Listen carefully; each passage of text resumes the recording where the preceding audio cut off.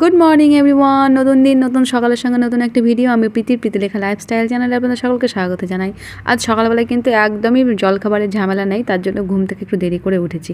প্রায় 8টার সময় ঘুম থেকে উঠে এখন সব কিছু পরিষ্কার করে নিচ্ছি, কারণ আজকে শুক্রবার আমাদের যেহেতু নিরামিষ খাই, তার জন্য রাত্রে যে বাসনগুলো ছিল, গ্যাসটা অপরিষ্কার ছিল, সেটাকে পরিষ্কার করে নিয়ে ফার্স্ট বানিয়ে নিচ্ছি আমি একটু গরম জল। যেহেতু বাপনের সকাল 7:30টার দিকে বার হয়ে গেছে, তার জন্য আমি আর জুস কিংবা জলখাবার কিছুই বানাইনি। একার জন্য একদমই ভালো লাগে না এসব। তো আমি একটু গরম জল খেয়ে নিয়েছি, তারপর কফি বানিয়ে নিয়ে এখন সবজি কাটাকাটি করব। সবজিতে সব কাটাকাটি করে নিয়ে তারপর আমি যেসব টুকিটাকি কাজগুলো থাকবে সেগুলো সেরে আমি স্নান টান করে একদম পুজো দিয়ে নেব।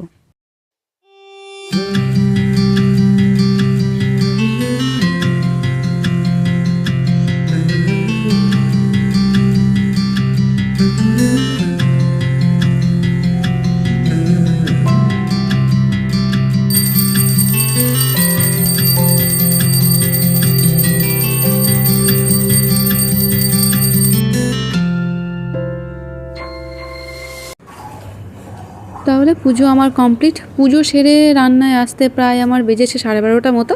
এখন আমি রান্না বসিয়ে দিয়েছি, ভাত এদিকে আমার হয়ে গেছে, এদিকে ডালটা আমি বানিয়ে নিচ্ছি। আমি আজকে অনেকটা কাছাকাছিও করেছি, যেহেতু 2 দিন অনেকটা গেছে, মেঘলা ওয়েদার গেছে, যে দুটো জিনিস কেচে দিয়েছি না কেন একদমই শুকোয়নি ভালোভাবে, সেগুলো সকালবেলা একটু নামিয়ে দিয়েছিলাম ছাদে। হালকা হালকা আজকে রোদ উঠেছে দেখছি, বেশি তাপ হয়েছে সেটা না, আজকে অনেকটাই রোদ্দুরটা উঠেছিল।